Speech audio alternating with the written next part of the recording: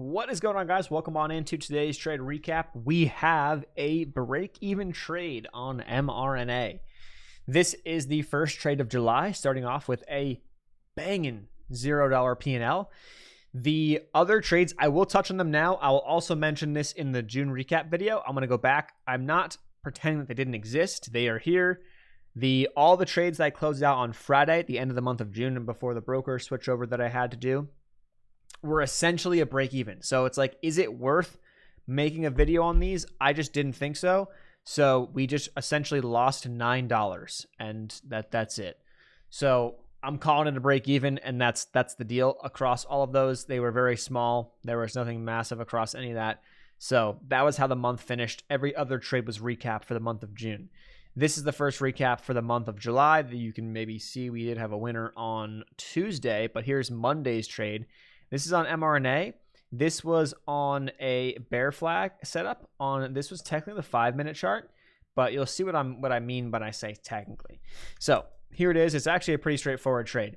If I zoom out, big picture, I'm looking at this chart. I'm saying, okay, cool, great. You know, what happens? And I saw the breakdown underneath this level right here. Also happened to be low of day. That was interesting. That was intriguing to me. It was also underneath the lows of the past couple of days. So I was looking for a momentum move to the downside off the back of that.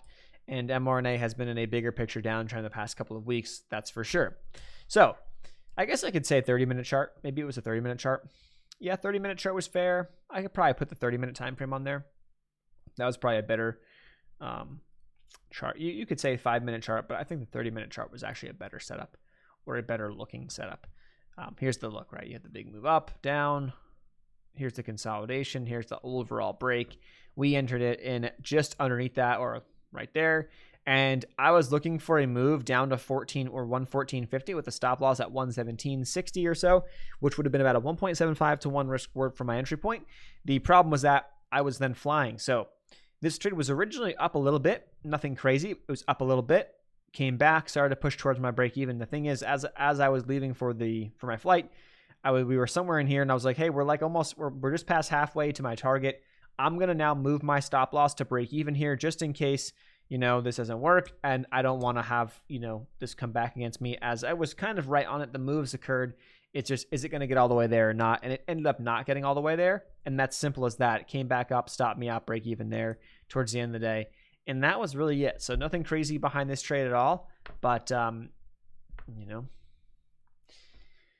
would you say it was kind of against the overall market trend? Sort of, but this is a strong trend inside of itself. So I felt pretty good about that. Like this volume gap in here down to about the 113 area. So I was like, okay, we got some room, a little bit of a gap to fill. Down even towards 110 I'd be okay with. So I figured that there was some room, and just didn't really work, and technically hit that level the next day, but it is what it is. So that's the first trade recap of the month of July, and we start off the month with a break-even trade. I'll see you guys in the next one. I'll leave a link to TradeZilla below, and stay tuned. There's a double trade kind of on the S&P that we got coming up next.